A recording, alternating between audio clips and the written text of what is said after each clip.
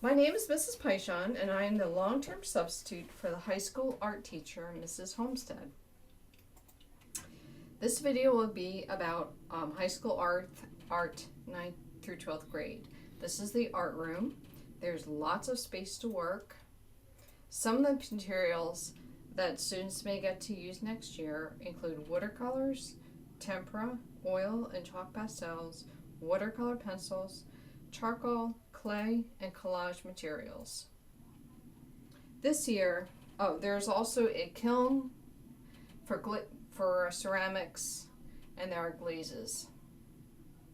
This year, the curriculum in art has been limited to 2D artwork completed in pencil and Sharpie marker and augmented by pencil or color pencil or crayon if you choose to use these. This decision was made to be fair to all students working remotely or in a hybrid choice. Next year, depending on circumstances regarding COVID, art will include painting, ceramics, basketry, sculpture, printing, and silk painting. This year, the projects I selected all incorporate elements and principles of art. Projects are selected on skill level, complexity, and experience in art. For beginning art, students began with a color wheel and progressed to completing a project focusing on mandalas. In this project, the focus was on using line to make a radial design and blending color. And here are a few examples of the mandala project.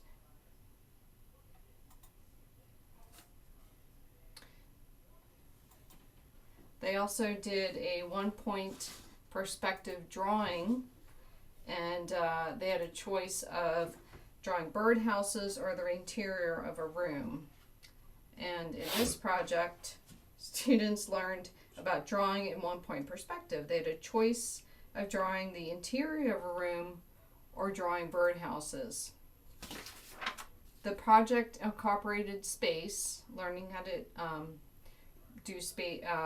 make space in a work of art, and 1-part perspective, and learning how objects look different at eye level, below eye level, and above eye level.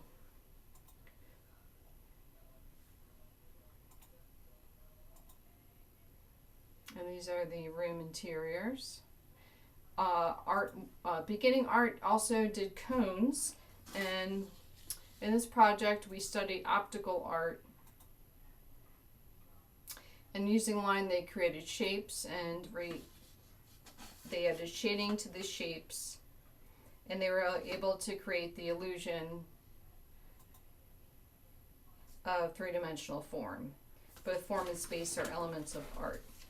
So in Art 2, students continue to learn about the elements and principles of art. Some of the projects include a contour hand design, cross-contour drawing, positive, negative drawing, and this is an example of the positive, negative drawing.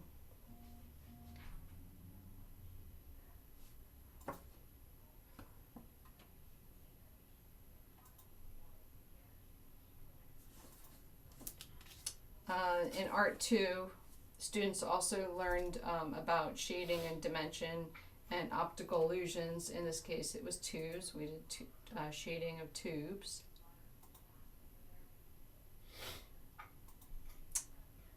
This is an example of artwork from Art 3 and 4, where students learn the same elements and principles, but the projects are more complex, and students are expected to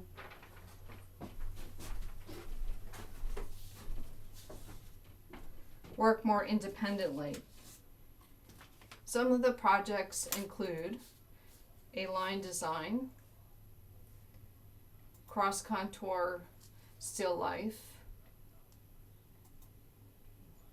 more line design, and this is an example of an optical illusion where the student drew the optical illusion and photographed herself going down the staircase, and the next clip is another optical illusion by another student in Art 3.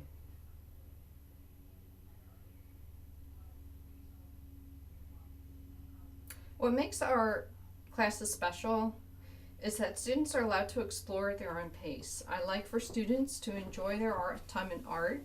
It is sometimes the only time of day that they can relax, work independently, without interruption or lengthy instruction. Just quiet time in a complex world to draw, think, evaluate, and create. My hope is that students feel welcomed, truly enjoy their time, learn about art, and in the process, discover confidence in themselves.